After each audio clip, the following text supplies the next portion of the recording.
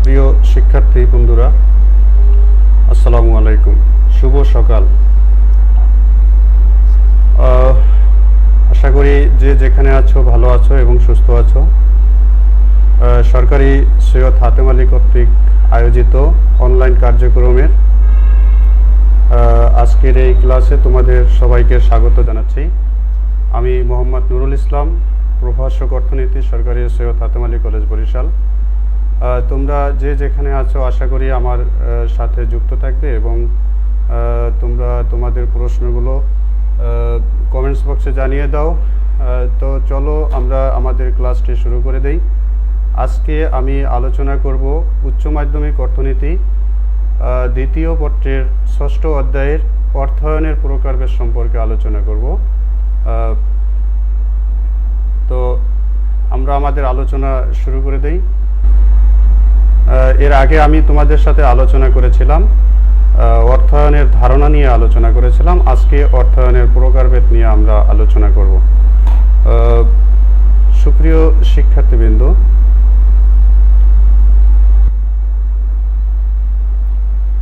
আমি পরিচয় করিয়ে নিচ্ছি। আমি মোহাম্মদ নুরুল ইসলাম, প্রভাষক অর্থনীতি, সরকারি সৈয়দ হাতেম আলী কলেজ, বরিশাল। আবারও বলে নিচ্ছি, এখানে আমার ইমেল অ্যাড্রেস দেওয়া আছে এবং আমার একটি ইউটিউব লিঙ্কও আছে। তোমরা তোমাদের ক্লাসগুলো এখান থেকে দেখতে পাবে। আজকে অর্থায়নের শ্রেণী বিভাগ নিয়ে আলোচনা করার শুরুতে আমি বলে নিচ্ছি, তোমরা জানো এর আগের ক্লাসে আমি আলোচনা করেছিলাম অর্থায়নের ধারণা নিয়ে। সেখানে আমাদের প্রাত্যহিক যে কাজকর্ম, দৈনন্দিন যে কাজকর্ম, প্রত্যেকটি কাজের জন্য আমাদের অর্থের প্রয়োজন হয়। সেটা আমাদের ব্যক্তিগত কাজে হোক, সেটা আমাদের পারিবারিক কাজে হোক, অথবা আমাদের ব্যবসার কাজে হোক, অথবা সরকারি যে কর্মকাণ্ডগুলো আছে, দেশের উন্নয়ন আছে, অর্থাৎ সর্বক্ষেত্রেই অর্থ ছাড়া কিন্তু আমাদের দিন চলে না। আমাদের যে কোনো কাজ করতে অর্থের প্রয়োজন, আর সেই অর্থের প্রয়োজনের যে যোগান, সেই যোগানের তাগিদের প্রেক্ষিতে কিন্তু আমাদের বিভিন্ন জায়গায় আমাদের অর্থের অনুসন্ধান করতে হয় এবং এটা কিন্তু সেই আদিকাল থেকে বর্তমান পর্যন্ত চলে আসছে। তোমরা দেখো আমাদের বর্তমান সভ্যতা বা বর্তমান যুগ কত উৎকর্ষ সাধিত হয়েছে, কত উন্নতি হয়েছে, কত প্রযুক্তিগতভাবে আমরা এগিয়ে গিয়েছি। আসলে এই সব যে উন্নয়ন কর্মকাণ্ড বা উন্নয়নযজ্ঞ, তার মূলে রয়েছে আসলে অর্থায়ন। সেই অর্থায়নের পিছনে আমাদের চিন্তা ভাবনাও করতে হয়। আসলে আমরা যখন একটি কাজের জন্য অর্থের যোগান দিব বা যেখান থেকে আমি অর্থটি সংগ্রহ করব, সেই অর্থটির সদ্ব্যবহার করতে হবে, কারণ আমার এই অর্থই মূলত দেশের উন্নয়ন, দেশের উৎপাদন, দেশের শিল্পায়নের জন্য কাজে লাগানো হবে। সুতরাং অর্থ যখন আমি সংগ্রহ করব, সেখানে আমার বিষয়টি আমাকে জানতে হবে। মূলত আমার তিনটা প্রশ্ন অ্যারাইজ করে যে আমি কোথার থেকে আমার কাজের জন্য অর্থের সংস্থান পাবো বা অর্থের যোগান পাবো। From what source I will raise the fund. এবং আরেকটি প্রশ্ন জাগে, সেটি হচ্ছে সেই অর্থ আমি কিভাবে সংগ্রহ করব, কারণ আমি যদি সেই অর্থটি এনে ব্যবসায় খাটাই, তাহলে দেখা যাচ্ছে সেই ব্যবসা থেকে আমার যদি লাভবান আমি না হতে পারি, তাহলে তো আমি শুধু অর্থ সংগ্রহ করলে হবে না। সুতরাং যেই স্থান থেকে অর্থ সংগ্রহ আমার কম খরচে আনা যায়, সেটাকে কিন্তু গুরুত্ব দিতে হবে। তৃতীয় কথা হচ্ছে, আমার সেই যেই সংগৃহীত অর্থ, সেই সংগৃহীত অর্থের বা ফান্ডের আমার প্রপার ইউটিলাইজ করতে হবে, কারণ আমার মূল টার্গেট হচ্ছে আসলে সেই অর্থের সদ্ব্যবহার করে আমি কিভাবে সেটাকে ভালোভাবে ব্যবহার করব। তাহলে আমরা একটা জিনিস বুঝলাম, সেটা হচ্ছে ব্যক্তি, সমাজ, রাষ্ট্রের অর্থনৈতিক যে কার্যক্রম রয়েছে সেখানে অর্থের প্রয়োজন, আর এই অর্থের প্রয়োজনটা মূলত হয় উন্নয়নের জন্য, উৎপাদনের জন্য, শিল্পায়নের জন্য। এবং এই যে অর্থ সংগ্রহের যেই ধারা, সেটি কিন্তু সেই আদিকাল থেকে চলে আসছে। তাহলে কি তোমরা বলতে পারবে যে অর্থায়নের সংজ্ঞা আমরা এক কথায় যদি আমরা বলতে চাই, অর্থায়নের সংজ্ঞাটি তোমরা বলতে পারবে? অর্থায়নের সংজ্ঞাটি তাহলে আমরা যদি এই যে আমি বললাম যে কোনো কাজের জন্য অর্থের প্রয়োজন এবং শুধু অর্থ সংগ্রহ করলেই হবে না, সেই অর্থের প্রপার ইউটিলাইজেশন, অর্থাৎ সেই অর্থ আমি ভালোভাবে খাটিয়ে যেন আমার যেখানেই খাটাই না কেন, সেটা আমার ব্যক্তিগত কাজে হোক, পারিবারিক কাজে হোক, ব্যবসার কাজে হোক, ব্যবসার কাজে হলে তো কোনো কথাই নেই, কারণ আমি অর্থ খাটিয়ে সেখান থেকে যদি আমি কাঙ্ক্ষিত মুনাফা অর্জন করতে না পারি তাহলে তো আমার সেই অর্থের আসলে লাভবান হলো না। তো এই বিষয়গুলো আসলে এখন আমি যদি তোমাদেরকে বলি তাহলে অর্থায়নের সংজ্ঞা দাও, তাহলে এটা সহজ জিনিস। অর্থায়নের সংজ্ঞা হচ্ছে এই যে কোনো কাজ করার লক্ষ্যে অর্থ সংগ্রহ করা এবং সংগৃহীত অর্থের যথাযথ ব্যবহারকে অর্থায়ন বলে। এবার আমরা দেখব যে অর্থায়নের কোথা থেকে হয়। অর্থায়নের প্রকারভেদ, কাজের ধরন এবং প্রকৃতি অনুযায়ী অর্থায়নের অনেকগুলো শ্রেণীভেদ রয়েছে, সেগুলো আমরা দেখতেছি। এখন অর্থায়নকে প্রথমত আমরা দুই ভাগে ভাগ করতে পারি, অর্থাৎ কিভাবে, একটা হচ্ছে সরকারিভাবে অর্থায়ন হয়, আরেকটি হচ্ছে বেসরকারিভাবে অর্থায়ন হয়। এই যে তোমরা দেখছো যে সরকারের বিভিন্ন কার্যক্রমে অর্থের প্রয়োজন হচ্ছে, এই যে পায়রা সিপোর্ট, পদ্মা ব্রিজ, পারমাণবিক বিদ্যুৎ প্রকল্প রূপপুরের, এরপরে রামপাল বিদ্যুৎ প্রকল্প এবং ওই যে কর্ণফুলী নিচের দিয়ে যেই টানেল, সেই টানেল নির্মাণ এবং সরকারি যে ইপিজেডগুলো রয়েছে এবং বিভিন্ন উন্নয়ন কর্মকাণ্ডের জন্য সরকারের যে অর্থায়ন মূলত এই, অর্থাৎ আমার যেই ফিনান্সিং, সেই ফিনান্সিংয়ের ভাগটা কিন্তু এখানে ডিভাইড হয়ে যাচ্ছে। আরেকটি হচ্ছে সরকারি অর্থায়নের বাহিরে এসে যত ধরনের অর্থায়ন হয় সেটাকে আমরা বলি বেসরকারি অর্থায়ন। সরকারি অর্থায়ন আবার দুটি উৎস রয়েছে, একটি হচ্ছে অভ্যন্তরীণ উৎস, যেটাকে আমরা ইন্টারনাল সোর্স, অর্থাৎ দেশের মধ্য থেকে সরকার যে অর্থ সংগ্রহ করে সেটি হচ্ছে অভ্যন্তরীণ উৎস। আরেকটি হচ্ছে বাহ্যিক উৎস, অর্থাৎ বিদেশ থেকে, বিভিন্ন দেশ থেকে বা বিদেশের বিভিন্ন ধরনের সংস্থা থেকে সরকার যে অর্থায়ন করে সেটি হচ্ছে বাহ্যিক উৎস। এগুলো আমরা পরবর্তীতে আলোচনা করব। আর বেসরকারি অর্থায়ন আবার তিন প্রকার হয়, একটা হচ্ছে ব্যক্তিগত অর্থায়ন, আরেকটি হচ্ছে অব্যবসায় অর্থায়ন এবং আরেকটি হচ্ছে ব্যবসায় অর্থায়ন। অর্থাৎ তিন ধরনের হয়। বেসরকারি অর্থায়নটা ব্যক্তিগত অর্থায়নের ক্ষেত্রে হয়, ব্যবসায় অর্থায়ন হয় এবং অব্যবসায় অর্থায়নের ক্ষেত্রে হয়। এবং এই ব্যবসায় অর্থায়ন আবার চার ধরনের হয়। এর মধ্যে একটি রয়েছে মালিকানার ভিত্তিতে, আরেকটি রয়েছে মেয়াদের ভিত্তিতে এবং আরেকটি রয়েছে উৎসের ভিত্তিতে এবং সর্বশেষ হচ্ছে উৎসের কাঠামোর ভিত্তিতে হচ্ছে এই যে ব্যবসা শ্রেণী বিভাগগুলো হয়। তাহলে আমি যে কথাগুলো বললাম যে অর্থায়নের যেই বিভিন্ন ধরন, কাজের প্রকৃতি এবং ধরন অনুযায়ী যে অর্থায়নগুলো বললাম, যে অর্থায়ন প্রথমত দুই ধরনের হয়, সরকারি বেসরকারি। সরকারি অর্থায়ন আবার দুই ধরনের হয়, অভ্যন্তরীণ বাহ্যিক। বেসরকারি অর্থায়ন তিন ধরনের হয়, ব্যক্তিগত অর্থায়ন, ব্যবসায় অর্থায়ন এবং অব্যবসায়িক অর্থায়ন।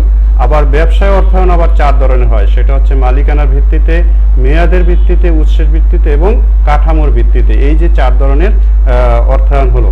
তাহলে তোমরা যে অর্থায়নের সংজ্ঞাটি জেনেছ, সেই অর্থায়নের সংজ্ঞা থেকে এখন আমি যদি একটি প্রশ্ন করি তোমাদেরকে, যে এই যে অর্থায়ন বলতে কি বোঝায়, একটি বহু নির্বাচনী প্রশ্ন আমি সেট করেছি তোমাদের জন্য। আমরা অর্থায়ন সম্পর্কে এতক্ষণ যা জানলাম, অর্থায়ন বলতে কি বোঝায়। ব্যক্তিগত অর্থায়ন অপশন 1, অপশন 2 হচ্ছে কর্পোরেট বা ব্যবসায় অর্থায়ন, অপশন 3 হচ্ছে সরকারি অর্থায়ন। কোনটি সঠিক? এখানে চারটি অপশন দেওয়া আছে বহু নির্বাচনীর, 1 ও 2, 1 ও 3, 2 ও 3 এবং 1, 2 ও 3। তাহলে এই যে আমরা অর্থায়নের যে সংজ্ঞা পড়েছিলাম, এখানে যে আমরা প্রকারভেদগুলো পড়েছিলাম, যে সেখানে অর্থায়ন সরকারি খাতেও হতে পারে, বেসরকারি খাতেও হতে পারে। বেসরকারিটা আবার ব্যক্তিগত খাতে হয় এবং ব্যবসায় অর্থায়ন হয়। তাহলে এই যে এখানে তিন ধরনের অর্থায়নের যে উদাহরণ দেওয়া আছে, তিন ধরনের অর্থায়নে কিন্তু অর্থায়নের আওতার মধ্যে পড়বে। সুতরাং এখানে আমাদের সঠিক অ্যান্সার কি হবে তোমরা একটু বলো তো। অবশ্যই সে সঠিক অ্যান্সারটি হবে 1, 2 এবং 3। অর্থাৎ ব্যক্তিগত অর্থায়নও হয়, কর্পোরেট বা ব্যবসার ক্ষেত্রেও অর্থায়ন হয় এবং সরকারি ক্ষেত্রেও অর্থায়ন হয়। তাহলে সঠিক অ্যান্সারটি হবে আমাদের এই ঘ নাম্বার অ্যান্সারটি হবে, অর্থাৎ 1, 2 এবং 3। এবার আমরা একটু সরকারি অর্থায়নটা জানব। আমি এর আগে বলেছিলাম যে সরকারি অর্থায়ন দুই ধরনের হয়, তো সরকারি অর্থায়নটা কি? এটি হচ্ছে রাষ্ট্র বা কেন্দ্রীয় ও স্থানীয় সরকারের অর্থায়নকে সরকারি অর্থায়ন বলে। তোমরা জানো সরকারের যেই ব্যয়, আয় এবং ব্যয়, সরকারের বিভিন্ন কাজের জন্য অর্থ ব্যয় করতে হয় এবং বিভিন্ন উন্নয়নমূলক কাজের জন্য অর্থ ব্যয় করতে হয়। এই যে সরকারের বিভিন্ন খাতে যে অর্থ ব্যয় করতে হয়, এই অর্থ ব্যয়ের প্রয়োজনের তাগিদেই সরকারকে বিভিন্ন সোর্স থেকে অর্থ আবার সংগ্রহ করতে হয়। আমি আগেই বলেছি অর্থায়ন মানে হচ্ছে তিনটি বিষয়। একটি হচ্ছে অর্থ সংগ্রহ করা, আরেকটি হচ্ছে সেই অর্থের সংরক্ষণ করা, মানে কত কম উপায়ে বা কত সহজ উপায়ে সেই অর্থ সংগ্রহ করা হয় সেটি নিশ্চিত করা। 3 নম্বর হচ্ছে সেই অর্থ সংগ্রহ করার পর এবং সেই তহবিল সংরক্ষণ করার পর সেটাকে যথাযথ ব্যবহার করা। তাহলে অর্থায়নের সাথে 3টা বিষয় জড়িত রয়েছে। একটা হচ্ছে ফান্ড কালেকশন করা, আর সেই ফান্ডের উৎস যত ন্যূনতম বা কম খরচে আইডেন্টিফাই করা যায় সেটা নিশ্চিত করা, এবং সর্বোপরি সেই ফান্ডকে যদি আমাদের দীর্ঘদিন রেখে ব্যবসায় খাটাতে হয় তাহলে সেই ফান্ডের অবশ্যই যথাযথ ব্যবহার করা। সেই ক্ষেত্রে আমরা এই সরকারি যে অর্থায়নের সংজ্ঞা সেটি জানলাম। এখন তোমরা কি বলতে পারো যে তাহলে এই যে সরকারি অর্থায়নটা কি কি খাতে হয়, অর্থাৎ দুই একটা উদাহরণ কি তোমরা দিতে পারো? সরকার কোন কোন খাতে ব্যয় করে, অর্থাৎ যেই খাতগুলোতে সরকারের ব্যয়ের প্রয়োজন হয় মূলত সেই খাতগুলো এই সরকারের অর্থায়নের জায়গা। তা আমরা দেখি এর মধ্যে দেখা যাচ্ছে 1 নম্বর হচ্ছে শিক্ষার প্রসারের কাজে সরকারি অর্থায়ন দরকার হয়, সামাজিক কল্যাণে সরকারি অর্থায়ন দরকার হয়, অর্থনৈতিক উন্নয়নে এবং সম্পদের সুষম বন্টনে। সম্পদের সুষম বন্টন মানে হচ্ছে যার কাছে সম্পদ বেশি আছে সেটা আরেক জায়গায় ট্রান্সফার করা। এই যে করের মাধ্যমে সমাজের যারা ধনাঢ্য শিরোমণি রয়েছেন তাদের কাছ থেকে সরকার অর্থ সংগ্রহ করে সেটা দ্বারা কিন্তু সরকার এই যে সামাজিক নিরাপত্তামূলক যে কর্মসূচি নেন, অর্থাৎ বিধবা ভাতা দেন, বয়স্ক ভাতা দেন, বিভিন্ন ধরনের অ্যালাওয়েন্স এবং সামাজিক নিরাপত্তা বেষ্টনীর আওতায় সরকার যে বিভিন্ন ধরনের কার্যক্রম গ্রহণ করেন, তাহলে কি হচ্ছে? অ্যাসেট ট্রান্সফার হচ্ছে, অর্থাৎ একজনের কাছ থেকে সরকার করের মাধ্যমে অর্থ নিয়ে সেটা আবার ট্রান্সফার পেমেন্টের মাধ্যমে অন্য জায়গায় ট্রান্সফার করে দিচ্ছেন। এটা হচ্ছে সম্পদের সুষম বন্টন এবং এটা সরকারের একটি গুরুত্বপূর্ণ কাজ। এই কাজে সরকার পল্লী উন্নয়ন, তোমরা জানো পল্লী উন্নয়ন ছাড়া বর্তমান পৃথিবীতে বা বর্তমান অর্থনীতিতে উন্নয়ন আমরা সম্ভবপর করতে পারি না। সেক্ষেত্রে পল্লী উন্নয়ন একটা গুরুত্বপূর্ণ। দেশের কর্মসংস্থানের ব্যবস্থা করা সেটিও সরকারের অর্থায়নের গুরুত্বপূর্ণ। জাতীয় আয় বৃদ্ধি পেলে মূলত একটি দেশের অর্থনৈতিক অবস্থার উন্নয়ন হয়। সুতরাং এই যে এগুলো আমি দেখছি মুদ্রাস্ফীতি নিয়ন্ত্রণ, এরপরে অবকাঠামোগত উন্নয়ন, এই যে বিভিন্ন ধরনের রোড, ব্রিজ এবং বিভিন্ন অবকাঠামো উন্নয়ন সরকার করে থাকেন, সেক্ষেত্রে সরকারের ব্যাপক অর্থের প্রয়োজন। আরেকটি হচ্ছে মানব সম্পদ উন্নয়ন, এই যে শিক্ষা, স্বাস্থ্য, অর্থাৎ দেশের যেই জনশক্তি রয়েছে সেই জনশক্তিকে দক্ষ জনশক্তিতে রূপান্তর করার জন্য সরকারের প্রচুর ব্যয় করতে হয়। এই সমস্ত খাতে সরকারি অর্থায়নগুলো হয়ে থাকে। তাহলে আমি যেই বিষয়গুলো বললাম সেখানে সরকারি অর্থায়নের যে ধারণা সেটা কিন্তু আমরা পেয়েছি। এখন সরকারি অর্থায়নের আবার 2টি উৎস রয়েছে, সেটা আমি আগে দেখিয়েছি। একটি হচ্ছে অভ্যন্তরীণ উৎস আর একটি রয়েছে বাহ্যিক উৎস। অভ্যন্তরীণ উৎস কোনটা? অর্থাৎ সরকার দেশের মধ্য থেকে কোন কোন সেক্টর থেকে সরকারের অর্থ যোগান হতে পারে, সরকারের ব্যয়ের জন্য সরকার কোন কোন জায়গা থেকে ফান্ড কালেকশন করতে পারে আমরা একটু দেখি। এর মধ্যে একটা রয়েছে দেশীয় সঞ্চয়, সেই সঞ্চয়ের সরকার নিজেও করতে পারে, ঠিক আছে। আরেকটি হচ্ছে সরকারি সিকিউরিটি। কিছু সরকার, যেমন সরকারি সিকিউরিটির মধ্যে কি কি রয়েছে, এই যে তোমরা দেখো যে বিভিন্ন ধরনের সঞ্চয়পত্র, পেনশন গ্র্যাচুইটির জন্য যে সঞ্চয়পত্র, এরপরে ট্রেজারি বিল, এরপরে বিভিন্ন ধরনের সরকারি যেই স্টাম্প, এগুলো হচ্ছে মূলত সরকারি সিকিউরিটি। এগুলো সরকার সেল করে জনগণের কাছ থেকে অর্থ সংগ্রহের একটি বিরাট জায়গা আছে সরকারের। আরেকটি হচ্ছে ব্যক্তি ও কর্পোরেট আয়কর, অর্থাৎ ব্যক্তি খাত থেকে, এবং কর্পোরেট মানে হচ্ছে এখানে বিজনেসের কাছ থেকে সরকার যে আয়কর গ্রহণ করেন সেটি সরকারি অর্থের, অর্থাৎ সরকারের আয়ের একটি বিরাট অংশ। আরেকটি হচ্ছে সামাজিক বিমা কর, বিভিন্ন ধরনের সরকারি ইন্স্যুরেন্সের মাধ্যমেও কিন্তু সরকার জনগণের কাছ থেকে অর্থ সংগ্রহ করতে পারে। এবং শুল্কর মাধ্যমেও এই যে আমদানি রপ্তানি বাবদ যেই কর অর্থাৎ ডিউটি, কাস্টম ডিউটি সরকার পায়, সেটি সরকারি আয়ের একটি উৎস। আরেকটি হচ্ছে ঋণ গ্রহণের মাধ্যমে সরকার যখন অর্থ সংগ্রহ করার প্রয়োজন হয় তখন দেশের মধ্য থেকে বিভিন্ন ধরনের আর্থিক প্রতিষ্ঠান যেমন ব্যাংক রয়েছে এবং বিভিন্ন ধরনের সংস্থা এবং প্রাইভেট সেক্টর থেকেও সরকার ঋণ সংগ্রহ করে তার অর্থের যেই যোগান দেন সেটিও কিন্তু একটি অভ্যন্তরীণ উৎস হিসেবে আমরা ধরতে পারি। আরেকটা হচ্ছে নিট মূলধন আয়, এটিও কিন্তু সরকারের আয়ের একটি বিরাট উৎস, কারণ সরকার বিভিন্ন ধরনের মূলধন খাটিয়ে ব্যবসায় বিনিয়োগ করে সেখান থেকেও কিন্তু ইন্টারেস্ট লাভ করতে পারে, সেটি নিট মূলধন আয়। অকর রাজস্ব মানে এই যে কর বহির্ভূত যেই ধরনের রেভিনিউ বা আয় সরকার গ্রহণ করে, যেমন বিভিন্ন ধরনের ফি, জরিমানা এবং বিভিন্ন ধরনের টোল, এগুলো কিন্তু অকর রাজস্বের আওতায় পড়বে। বিভিন্ন ধরনের টোল এবং বিভিন্ন ধরনের চাঁদা, এগুলো কিন্তু অকর রাজস্বের আওতায় পড়বে। ভূমিকর, এগুলো ঘাটতি অর্থায়ন অর্থাৎ ফিনান্সিংয়ের জন্য তোমার যে অর্থায়নগুলো দরকার হয় সেটিকে বলা হয় বাজেট ঘাটতিতে আমাদের যে অর্থায়নটা প্রয়োজন হয় সেক্ষেত্রেও সরকারের অর্থের প্রয়োজন হয় এবং সেখান থেকে সরকার অর্থ সংগ্রহ করতে পারে। এগুলো গেল সরকারের অভ্যন্তরীণ উৎসের অর্থায়নের টাইপগুলো, অর্থাৎ এই খাতগুলো থেকে সরকার অভ্যন্তরীণভাবে অর্থ সংগ্রহ করতে পারে।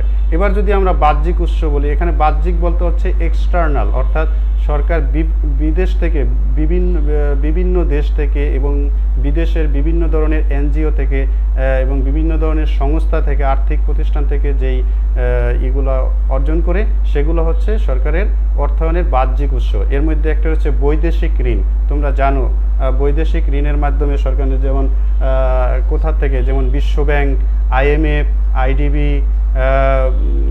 এগুলা থেকে কিন্তু সরকার ঋণ নিতে পারে, অর্থাৎ বিদেশি সরকার থেকেও সরকার ঋণ নিতে পারে, সেগুলোরে বলা হয় বৈদেশিক ঋণ।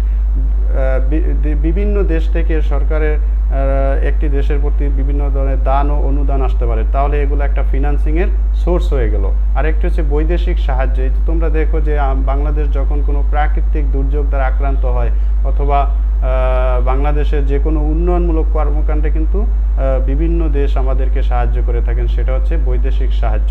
সেটা অর্থের মাধ্যমে হোক অথবা ইন কাইন্ড অর্থাৎ কোনো বস্তুগত বিষয়ে হোক, সেটাও কিন্তু। আরেকটি হচ্ছে প্রত্যক্ষ বৈদেশিক বিনিয়োগ, এই যেটাকে আমরা FDI বলি বা ফরেন ডিরেক্ট ইনভেস্টমেন্ট বলে থাকি। এগুলো হচ্ছে যেমন আমাদের ইপিজেডগুলোতে তোমরা জানো যে বিভিন্ন দেশের, চায়না, কোরিয়া, এরপরে হচ্ছে নরওয়ে, এই যে বিভিন্ন দেশগুলো, আমেরিকা, এই দেশগুলো কিন্তু আমাদের ইপিজেডগুলোতে তারা ইনভেস্টমেন্ট করে যাচ্ছেন। এগুলোকে বলা হয় প্রত্যক্ষ বৈদেশিক বিনিয়োগ, অর্থাৎ যেটা আমাদের দেশে কর্মের মাধ্যমে আমাদের দেশে বিনিয়োগ করে ব্যবসা খাটিয়ে বিভিন্ন বিদেশি কোম্পানিগুলো হোক, বিভিন্ন বিদেশি দেশের সংস্থাগুলো হোক বা বিভিন্ন দেশের রাষ্ট্র হোক, তারা যেই বিনিয়োগগুলো আমাদের দেশে করে, সরাসরি বিনিয়োগ যেটা, যেমন পদ্মা ব্রিজ যে যদি কোনো অর্থায়ন করতো, বা এই পদ্মা ব্রিজে তোমরা জানো যে চায়নার একটা কোম্পানি, তারা কিন্তু এই পদ্মা ব্রিজের কাজগুলো করে যাচ্ছেন, অর্থাৎ এই কাজের টেন্ডার নিয়েছেন। এগুলো হচ্ছে প্রত্যক্ষ বৈদেশিক বিনিয়োগের উদাহরণ। রূপপুর পারমাণবিক বিদ্যুৎ প্রকল্পে তোমরা জানো রাশিয়ার সহায়তায় সেখানে কাজকর্ম চলছে, তারা এখানে বিনিয়োগ করেছেন। এইভাবে মানে বিভিন্ন বিদেশি কোম্পানিগুলো আমাদের দেশে বিনিয়োগ করতে পারে। তাহলে এতক্ষণ আমরা যেই আলোচনা করলাম যে সরকারি অর্থায়নের উৎসগুলো নিয়ে, সেগুলো অভ্যন্তরীণ উৎস এবং বাহ্যিক উৎস নিয়ে আমি আলোচনা করলাম। এখন তোমরা বলতে পারবে যে আমি যদি একটি প্রশ্ন করি, দেখা যাক প্রশ্নটি। এখানে লেখা আছে সরকারি অর্থায়নের বাহ্যিক উৎসের উপাদান কোনটি? বাহ্যিক উৎস অর্থাৎ বিদেশি থেকে যেই আমরা যে ইয়েটা পাই সেটি কোনটি? এখানে ক নম্বরে দেওয়া আছে শুল্ক, খ নম্বরে দেওয়া আছে অনুদান, গ নম্বরে দেওয়া আছে নিট মূলধনী আয়, ঘ পারিবারিক আয়। এখানে কোনটি হবে? এই শুল্ক হচ্ছে সরকারের অভ্যন্তরীণ, ঠিক না? অভ্যন্তরীণ উৎস। নিট মূলধনী আয় এগুলো হচ্ছে অভ্যন্তরীণ উৎস। পারিবারিক আয় এটি হচ্ছে কি? ব্যক্তিগত অর্থায়ন। তাহলে দেখা গেছে এই যে খ নম্বরে অর্থাৎ বিদেশ থেকে যে অনুদান পায় সেটি কিন্তু সরকারের অর্থায়নের বাহ্যিক উৎসের উদাহরণ। তাহলে এখানে উত্তর হবে কি অনুদান।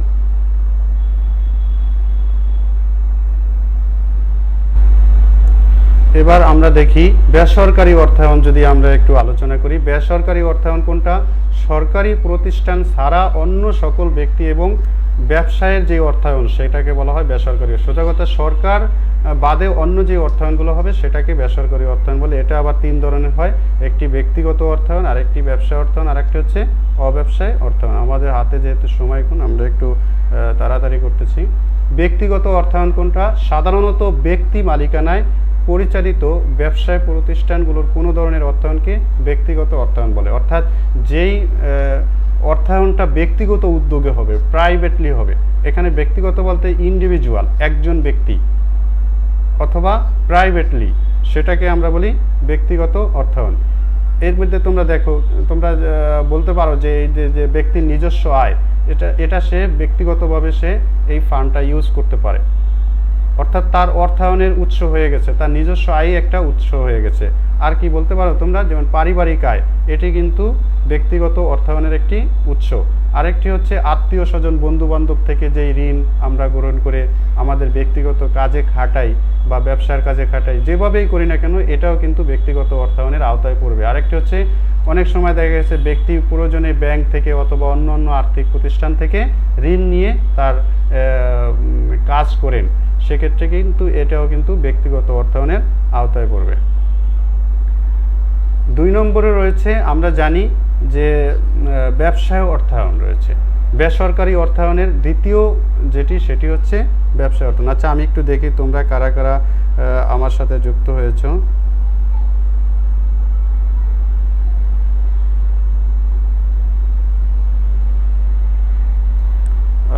তোমরা দেখি কারা কারা যুক্ত রয়েছে আমার সাথে।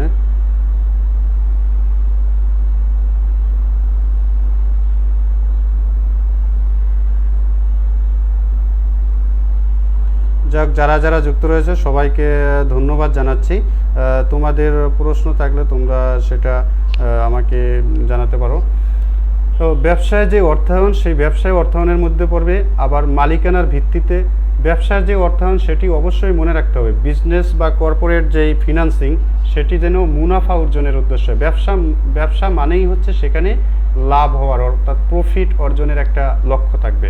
ব্যবসা, অল কাইন্ড অফ বিজনেস আর ওরিয়েন্টেড টু গেইন প্রফিট, অর্থাৎ সব ধরনের ব্যবসায় কিন্তু মুনাফা অর্জনের উদ্দেশ্যে প্রতিষ্ঠিত হয়ে থাকে। সুতরাং ব্যবসার উদ্দেশ্য কিন্তু মুনাফা, এটা কিন্তু মনে রাখতে হবে। মুনাফা অর্জনের উদ্দেশ্যে পরিচালিত ব্যবসায় কার্যাবলী পরিচালনার জন্য অর্থায়নকে ব্যবসা অর্থায়ন বলে। এখন আমি যদি ব্যবসা পরিচালনার জন্য কোনো জায়গা থেকে বা কোনো উৎস থেকে অর্থ সংগ্রহ করি, তাহলে সেই অর্থটি আমার যেন ভালোভাবে কাজে লাগিয়ে মুনাফা অর্জন করতে পারি, সেটা কিন্তু আমার মাথায় রাখতে হবে। কারণ আমি যদি মুনাফা অর্জন করতে না পারি বা আমার ব্যবসা যদি ভালোভাবে না যায়, তাহলে কিন্তু আমার দুই দিকেই লোকসান গুনতে হবে। অর্থাৎ আমার যেই অর্থটা কিন্তু আমি নিয়েছি, সেই অর্থটা যদি আমার ব্যক্তিগত অর্থ না হয়ে যদি কোনো ব্যাংক বা অন্য কোনো আর্থিক প্রতিষ্ঠান থেকে আমি নিয়ে থাকি, তাহলে কিন্তু সেখানেও কিন্তু আমার ইন্টারেস্ট ক্যারি করে আমার বিজনেস চালাতে হচ্ছে। সুতরাং আমার বিজনেস আমাকে এখানে ভালোভাবে মেনটেন করতে হবে। সুতরাং এখানে মুনাফা অর্জনেই লক্ষ্য। সেই ব্যবসায় অর্থায়ন আবার 4 ধরনের হয়। একটি হচ্ছে মালিকানার ভিত্তিতে, আরেকটি রয়েছে মেয়াদের ভিত্তিতে, আরেকটি উৎস এবং আরেকটি হচ্ছে কাঠামোর ভিত্তিতে। আমরা একটু দেখি। মালিকানা ভিত্তিতে যেই অর্থায়ন ব্যবসায়ের, সেটি আবার 3 ধরনের হয়। একটি হচ্ছে একক মালিকানা, অর্থাৎ এখানে একজন মালিকানা থাকবে, বিজনেসের মালিক থাকবে একজন, যেটাকে আমরা প্রোপ্রাইটারশিপ বিজনেস বলি। সত্ত্ব অধিকার একজন যেখানে থাকে, এখানে কিন্তু আমি যেই মূলধন খাটাবো বা এখানে যেই অর্থায়ন করব, সেই অর্থায়ন দিয়ে আমি লাভ করতে পারি আর না পারি, সেই দায় কিন্তু সম্পূর্ণ আমারই। অর্থাৎ একক মালিকানার ক্ষেত্রে ব্যক্তির ব্যবসায়ের যে লাভ বা ক্ষতি, সেটা কিন্তু তার নিজেরই দায়। এই জন্য এই একক মালিকানার ব্যবসায় সীমাহীন দায়িত্ব এবং ঝুঁকি বেশি থাকে, রিস্ক বেশি থাকে। দ্বিতীয় হচ্ছে অংশীদারি কারবারের অর্থায়ন, অর্থাৎ পার্টনারশিপ বিজনেস আমরা যেটা বলি। এ ধরনের কারবারে কয়েকজন মিলে সেখানে ইনভেস্টমেন্ট করেন বা ফিনান্সিং করেন এবং দায়টা কিন্তু সবারই থাকে। আরেকটি হচ্ছে যৌথ মূলধনী কারবার বা জয়েন্ট ভেঞ্চার বিজনেস যেটা আমরা বলি, সেটাতে কিন্তু একটু ঝুঁকি কম থাকে। তো এটা গেল মালিকানা ভিত্তিতে। এরপরে আমরা দেখি কি, এরপরে হচ্ছে মেয়াদের ভিত্তিতে ব্যবসা। মেয়াদের ভিত্তিতে ব্যবসা, তোমরা জানো যে ব্যবসায়ের ক্ষেত্রে মেয়াদ একটি গুরুত্বপূর্ণ। সেটা কি অল্প সময়ের জন্য বিজনেসটা নাকি মধ্যমেয়াদী? তো এই ভিত্তিতে আবার এটা 3 ধরনের। স্বল্পমেয়াদী যেই বিজনেসগুলো আছে সেটা সাধারণত 1 বছর বা তার চেয়ে কম সময়ের জন্য হয়ে থাকে, এই ক্ষেত্রে অর্থায়ন হয়। আর মধ্যমেয়াদী যে বিজনেস সেটা হচ্ছে 1 থেকে 5 বছর। এই জিনিসগুলো কিন্তু তোমাদের মনে রাখতে হবে। এখন যদি পরীক্ষায় আসে যে মধ্যমেয়াদী ব্যবসায়ের মেয়াদ কত, 1 থেকে তাহলে 5 বছর, 1 বছর থেকে 5 বছর মেয়াদ হয়। আর দীর্ঘমেয়াদী যে বিজনেস সেটার মেয়াদ হয় 5 থেকে 20 বছর। তাহলে আমরা কি জানলাম, মেয়াদের ভিত্তিতে যে ব্যবসা সেটিতে, তাহলে এই মেয়াদের উপর ভিত্তি করে আমি যেই অর্থায়নটি করব সেই অর্থায়নটি কিন্তু গুরুত্বপূর্ণ। মেয়াদের উপর আমি যদি বেসিস করি, কারণ আমি যদি স্বল্প মেয়াদে ফিনান্সিং করি সেটার রিস্ক যেমন কম, কিন্তু সেটার রিস্ক আমার কমও থাকে, আবার অনেক সময় বেশিও থাকে। স্বল্প মেয়াদের যেহেতু টাইম কম, সুতরাং এই অল্প টাইমের মধ্যে আমার কিন্তু বেশি আমার মুনাফা অর্জন করতে হবে, সুতরাং এখানে কিন্তু রিস্ক একটু বেশি থাকে। আর দীর্ঘ মেয়াদ হলে আমি সেটা বিভিন্ন ধরনের পরিকল্পনা করে তারপরে কিন্তু আমি আগাতে পারি। সুতরাং মেয়াদের ভিত্তিতে হচ্ছে ব্যবসা 3 ধরনের। একটা হচ্ছে স্বল্প মেয়াদী, যেটা হচ্ছে 1 বছর বা তার চেয়ে কম সময়ের। আরেকটি মধ্যমেয়াদী, যেটা হচ্ছে 1 থেকে 5 বছর। আরেকটি হচ্ছে দীর্ঘমেয়াদী, যেটা হচ্ছে 5 থেকে 20 বছর। এরপরে আমরা দেখি উৎসের ভিত্তিতেও কিন্তু ব্যবসা আছে। সেটি আবার দুই প্রকার হয়। অর্থাৎ উৎসের ভিত্তিতে ব্যবসায় আমরা যে অর্থায়ন করব সেটি হচ্ছে 2 ধরনের। একটি হচ্ছে অভ্যন্তরীণ উৎস। এখানে কি করে, উদ্যোক্তাগণ কর্তৃক সরবরাহকৃত মূলধন, শেয়ার, অবন্টিত মুনাফা, সঞ্চিত তহবিল অভ্যন্তরীণ উৎস হিসেবে বিবেচনা করা হয়। অর্থাৎ কিছু কিছু বিজনেস আছে যেই ব্যবসায়ের বিজনেস থেকে যেই মুনাফাগুলো হয় সেই মুনাফাগুলো কিন্তু তার মূলধন, ফিনান্সিংয়ের একটা উৎস। অর্থাৎ সেই মুনাফা যদি সে বন্টন না করে, অথবা বন্টন ডিভিডেন্ড দেওয়ার পরেও কিছু মুনাফা যদি ধরে রাখে পরবর্তী বছর বিনিয়োগের জন্য, তাহলে কিন্তু সেটা নিজস্ব অর্থায়ন হবে। সেটা কিন্তু ওই ব্যবসার ইন্টারনাল সোর্স অফ ফিনান্স বা অভ্যন্তরীণ উৎস হিসেবে পরিগণিত হবে।